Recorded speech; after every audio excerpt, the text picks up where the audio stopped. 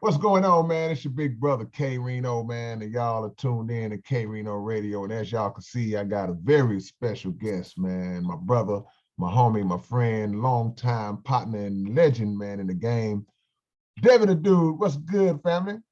Oh yeah, just cooling, man. Like we always do about this time, man. Just chilling, man. How's it going, man? I appreciate you having me on the show, bro. Nah, I appreciate you, fam. It's been long overdue, man. I know you're a busy man, man. I got a few questions to get in with you, man, because first of all, I know that you do a lot of traveling, man. You stay on that road, whether it's in the States or whether it's overseas.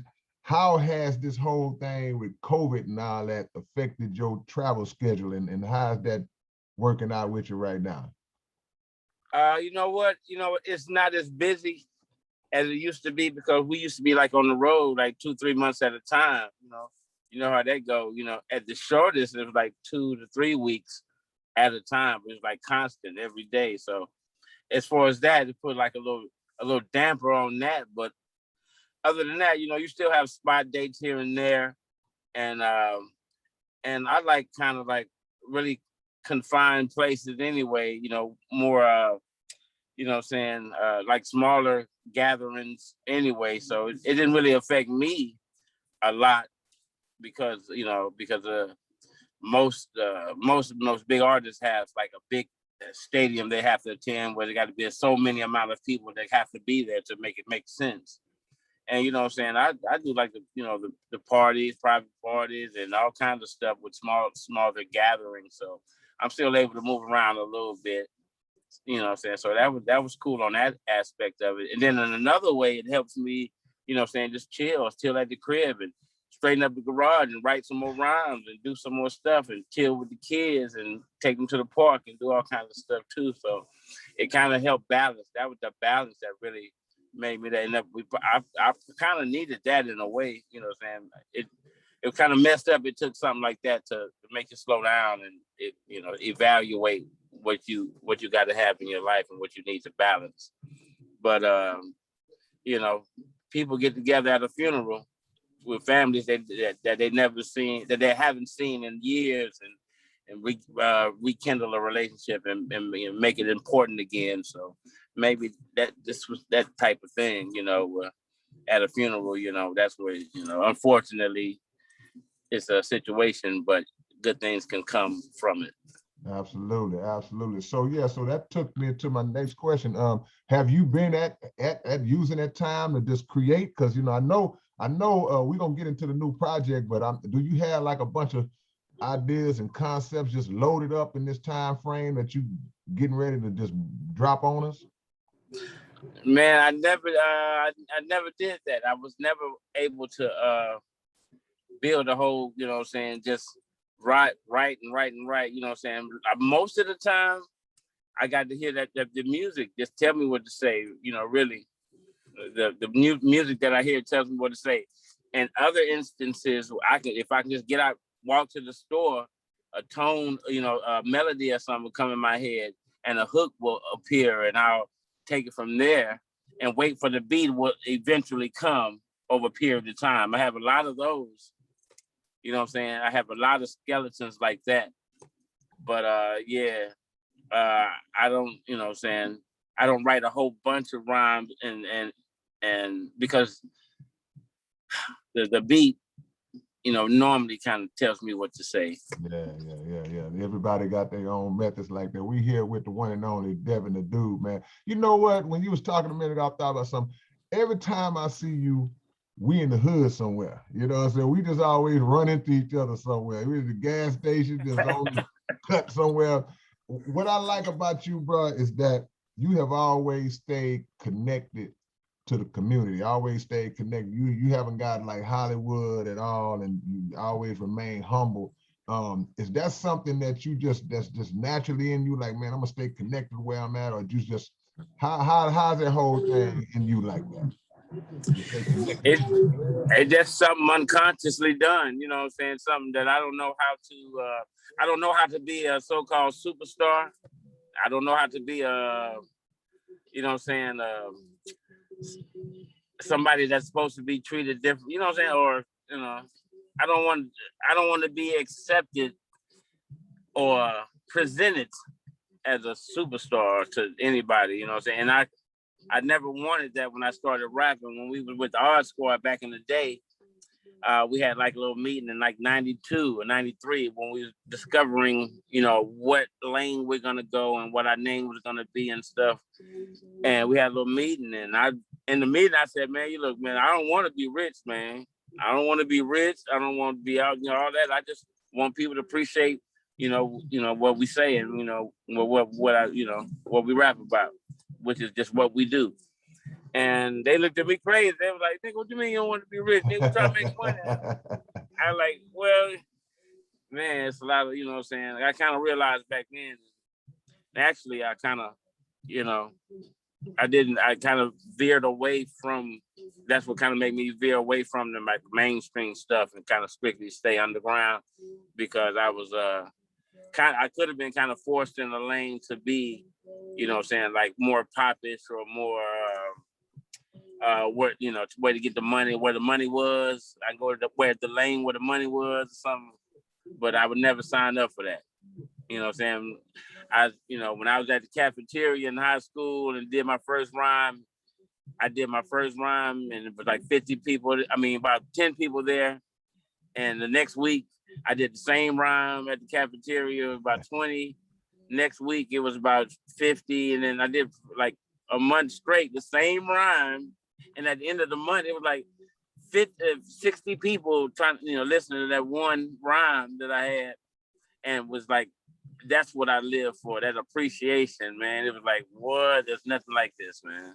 Well, that's a true artist who puts the art first, and you still been able to establish yourself and carve out a lane for yourself, regardless of not jumping into that more so industry oriented world that you were just talking about, man. You got a following and a fan base that's unreal. People love Devin. They follow you everywhere you go. They support everything you do. What's been that formula for you with that? Is it just the love of the music, putting the music first? Because not many artists have been around as long as you've been around and still have the people connected to them like that. Well, I guess that's what keeps me there, the people, the appreciation. What I signed up for is still there. You know, the appreciation where I go and, you know, just, you know, people and places that I go, man, just from out of nowhere, you know, unexpectedly, you know what I'm saying, would just say, man, aren't you, you know what I'm saying, I like this particular song or something, and there'll be something I like, what? You know what I'm saying? You gotta be kidding me. You know me, you know what I'm saying? And that appreciation still exists. And that's my cafeteria table just follow me, you know. Man, beautiful, man. That's beautiful. That's a beautiful thing. That cafeteria rap, that was your first hit record right there. Come on, man. That's your first hit record, man. But you have had so many since, man. Just classic songs that everybody knows and loves. You work with some of the greats that ever did this, man. Of a lot of those artists that you work with, man. Give me your top three. I ain't gonna put you on the spot to pick one. That the favorite artist that you ever worked with, man. Man, you know what? Give me one that you want to work with that you haven't.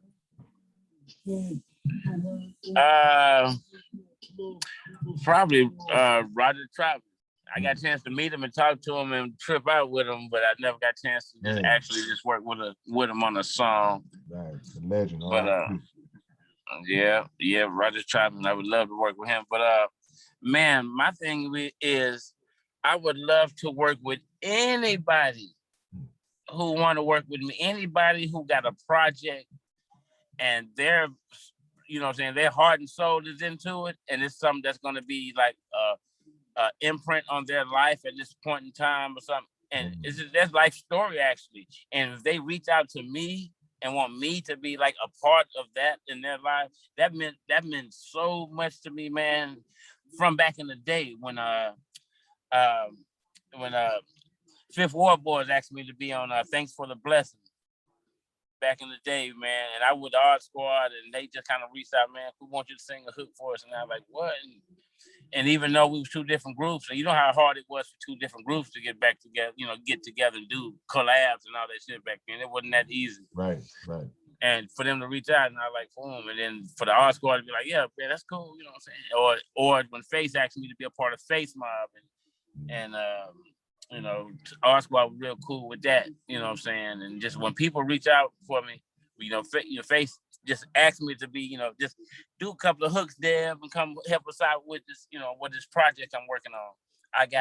Face told me he had like so many individually solo artists, you know what I'm saying? So it was like everybody was solo artists, but until they got things together within themselves as solo artists, he decided to let's do a collab group thing called Face Mob. Right. And it was just on a whim what he thought about. And it was just something to, bridge the gap for like DMG album, you know what I'm saying, that type of stuff, you know what I'm saying, Smith D, you know what I'm saying, and 350 and you know what I'm saying, so Warren Lee, and so we was you know what I'm saying, every time he asked me or anybody else asked me to be a part of their project, you know what I'm saying, I'd just be overwhelmed because like people I look up to, you know what I'm saying, asking me to be a part of what they do, you know what I'm saying. So over the period of time, man, God just been blessing me with open doors and avenues of people that I listened to and I was, you know what I'm saying, infatuated and helped me strive and inspired me to do what I'm doing. I would hear from these type of people, like the Raphael Sadiqs and Dre and, you know what I'm saying, and man, it was just, De La Soul and Nas, and man, it was just so overwhelming. It was just a blessing, you know what I'm saying? It just all the way to even the local cats who people never heard of reaching out and wanted to spend money for me to do verses and stuff, and want me to be a part of their life. Well, the thing is, man, you like to say you are a really humble cat, but that's just a testament to your greatness, bro. When all the people that you name, when I was listening to you just now, they are from different areas of the country with diverse styles and diverse ways of doing their music, and the common denominator, they still wanted you to be incorporated into their project. So that says a lot about your skill set, bro. Now you got the new album, and I love the title in this age we live in. I know the people can't see, but I'm gonna say it. It's called Soulful Distance. In the world of social distance, we got some soulful distance. Tell us about the album and just give us a rundown on what I know what to expect in terms of the level of quality and greatness, but is there anything being different, or is it just we getting that raw Devin that we all love? You're getting a raw Devin, but it's not really got all that stuff, and it's more organic now. You know what I'm saying? It's kind of raw still, but it's not as we got some of the stuff that don't need to be in there too, you know what I'm saying? It ain't real as like quote unquote raunchy or whatever what people expect or hold on right quick. Oh, good. We're gonna bring him back in. We lost Devin, but y'all make sure, because I'm gonna ask him about where he can get the album, where y'all can get the album, and y'all can see it a little bit better. Soulful Distance. So we're gonna make sure that y'all are able to get the album from the OG, the legend, Devin the Dude, man. And look, y'all see how humble he is. Y'all see how humble our brother is. He's not faking that. He's not faking that at all. This is who he really is. And he's been like that since I've known him. He's been like that since I've known him. So I just love his spirit, because I was telling the people when we lost you just about your humility. I'm like, he's been like this since I've known him. From the very first time I met you, you've been the same dude. I mean, and in the industry that we're in, where so many people get a little fame and they start to you know, they not able to handle it and stay grounded, man. It's a beautiful thing that you able to do that. That's just something naturally in you. But let everybody know, continue on talking about the album, and let everybody know what we can expect. Oh man, you know what I'm saying? It's called Soulful Distance, you know what I'm saying? It's kind of like a double meaning, you know what I'm saying? Of course, it's like what's going on right now with the social distancing of how we got to kind of move around, or how they kind of, their chest moving us pretty much how, we should be moved. So, that's the distance. And as far as like the soulful part, it's just like, my mom asked me to sing more, you know what I'm saying? And a lot of people, was telling me, man, yeah, I like some of your singing hooks. So I try to keep it soulful, which is, like a little distance from the norm, I guess. But, that's, and Discouraged, that's the second song of the album. Soulful Distance, first song. Discouraged was like, Rob Quest, before I, keep going, Rob Quest from the Art Squad, man, my brother and one of my favorite producers ever, man. Not because he was in the same group, but just because the way he move around and how he hear things and how he move around in the studio and know what to play and know what to get and know, you know what I'm saying? We've been having a chemistry like for a while. So shout out, much love to Rob Quest, who did the whole album production wise, you know what I'm saying? And he did my last two albums actually. Acoustic Levitation and still rolling up something to ride with. Also, he produced all of that. So I was trying to develop like a consistency, you know what I'm saying, some continuity happening, over, a period of albums. So much love to Rob Quest, my brother. Love you, bro. So yeah. So to each his own. I got like 14 songs on here, you know what I'm saying? To each his own. I was just cooling on that, just trying to, shoot some lyrics and just do some stuff. Nothing really, just telling what it says. I'm just, trying to do an album cut. You know what I'm saying? I need something to fill this album up. You know what I'm saying? My Left Nut Itch I wanted it to be a song, but it was a song that you can't really do anymore, so it's not gonna work. Yeah. It's one of the old school songs. You can't just say them lyrics no more. So, Face kind of helped me out with open Face, Scarface coming in, open the door like, nah, nigga, that ain't going. Let's do something else. And every time I try over, it's still like, hell nah, What do you think about that? Like, we live in an age where, of course, you never made music, in my opinion, that was offensive to people, or you never made music that attacked people. You made music that you just came from the heart and you loved, you had have fun with, man. What do you feel about like the day and age we live in, where it seems like even when you speak in truth, people are overly sensitive and you got to watch what you say and all that? What's your take on that whole thing? I'm interested in that. Man, you know what? It's a double-edged sword, man. It's a double-edged sword, man. Everybody got a right to do what they want, and everybody got a right to say what they want if they're against, what you're doing. So it's like, man, it's a double-edged sword. You just got to believe in what you're doing and you know what I'm saying, patent your own thing and try to make sure your patent don't get just, get wiped out or, squashed or, taken and taken and making somebody else, belong to somebody else now.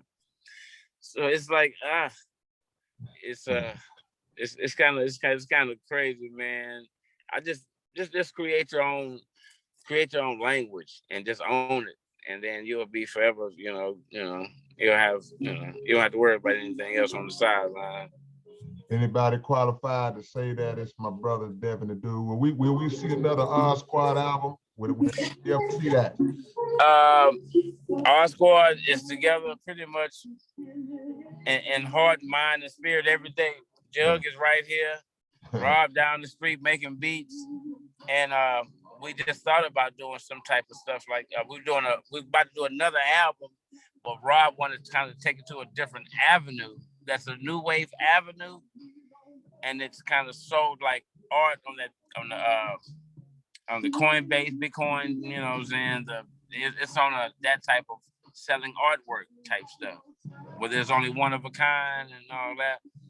And I that was a thought too, but regardless, I just wanted to take it just straight from the music. You know, as long as we get together and do an album, I believe if we can do an album together and make it how we want it, I think we can prosper off of it, and we wouldn't have to sell it as a one-off for one individual to have. Yeah, But we give it to everybody. And people love it, man. Shout out to Jug Mug. Jug Mug in there with you, man. Oh yeah, he outside with it's a lot of music, man. All love. Tell the family I said what's up. Where can we get the album? Where can everybody get the album? Let them know how they can get this new album. Oh man, this should be, man, like Spotify, iTunes. You can listen to it if you want on YouTube. Go to YouTube and check it out. Just before you even what I'm saying, and buy it or whatever, or just vibe to it. Just you can Google it, Soulful Distance, and it'll pop up. You can hit me up on Devin the Dude 420 Instagram. My Facebook, Devin Copeland. My phone number is 832. No, I'm chill. But yeah, man. Hey, some people give it out. Huh? We go back old school Mike Jones on them, man. Hey, you know what? I did that. I did that shit. I did it in '98 with my first album, with the Dude album in '98. But I just left 2 numbers out or whatever. You know what I'm saying? On my, say you reach 765-086, but back then it was only 713, so right. 713 was obvious, and I put my beeper number in there. Balls are at home trying to go all through all day. We got the last 2 numbers. Well, actually, man, a couple of people did figure out the last 2 numbers, man, and a couple of cats in Hobbs, New Mexico. Wow. Right, and they're known as 14K.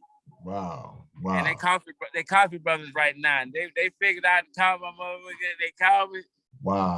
And that's how we got in touch with each other, man. Started tripping. They said they're gonna call me back with a rhyme. I listened to them over the phone, and man, next thing you know, we still, we kept in touch, and they flew in and came and chilled at my house for a couple of days, and we just went to the studio. That's Devin for you, man. That's how just down to earth, good people. Devin is like that cool cousin, that cool uncle, man, just that everybody in the family love, man. We appreciate everything you do. Continued success. You already know, anytime you need your brother, don't hesitate, man. Y'all make sure y'all go get the album, support my brother, and keep doing what you do, man. Keep giving us that music, man. Hey, you know why I do what I do? Because people like you, man. You know what? You see the back of this album cover? I got that black tablet right there. That's because right there. Yeah, I'm paying homage. I'm paying homage right there, man, to you, man, because you was one of the first rappers in the hood, South Park, where we was coming up at, man. When I first started becoming a rapper from breakdancing, you was already rapping and you was killing it. Y'all was going across town looking for niggas to slay. By then, you know what I'm saying? So I wanted to pay homage to you too, man. And you know what I'm saying? I wanted to put this notebook in there just to wanted to let you know I'm still one of the followers and one of the same cats that really appreciate that penmanship and the things that the forefathers and everybody before me did to lay down the foundation, man. Appreciate you, K-Rino. Love you, bro. Man, love you too, fam. That's an honor to hear that, man. I thank you. And anytime you need me again, bro, you do not hesitate, man. I'm gonna let you enjoy your day, big brother. I thank you for coming on, and much love, man. Y'all support Devin the Dude. All that information he gave y'all, y'all be sure to go on and get the album and just flood and support the underground. Last question, real quick. So you're doing everything yourself now, right? All independent. It's all you now? Yeah, yes, sir. Yes, sir. All me, man, going through Empire. But yeah, that's just all me and the help of my brothers, man, Coffee Brothers, you know what I'm saying? Do music, and Josh, Robo Josh. Shout out to Robo Josh too, man, who's been doing like help production coordinating and Jug and you know what I'm saying, Steve-O out there, you know what I'm saying, out there who worked with Bruce Bang out there, man. Yeah. Man, the Lions Den out there, Leo Harris, who's with the studio over there, you know, real cool, comfortable spot. And yeah, man, a lot of people, man, just you know, looking out for me, man. So we good. Nothing like being independent, man. Much love to you, my brother. Peace and Likewise, love. K-Rino, man. Y'all, man, you keep doing major moves too, man. With what you doing, man. More artists and just people in general need to be like you. Every time I see you, man, you giving out food, you helping the community. You man, you really putting in that fucking groundwork that everybody claims to be doing, man, and need to be doing. And hopefully one day I'll have enough time and energy and to do exactly that too. God man, is great. Yes, sir. God is Every great. day. Every No day. doubt. Hopefully I get out that hoop with you, man. I get together. You don't want these problems, Dale. No. You already gave me the problem. Remember, you had to help me breathe after the game. Remember? No, but look, you wasn't in shape. I ain't gonna do you like that because you wasn't in shape. But No, you gonna. I seen that you had something though. I come for guidance, man. I come for guidance. I don't want no smoke. But I saw that you had something. I was like, okay, he got something. He just got to get in shape. But I'm still out there 3 times a week, so you know we bring it along slow. We gonna bring it along Much slow. love, baby. Much love, Devo. Peace.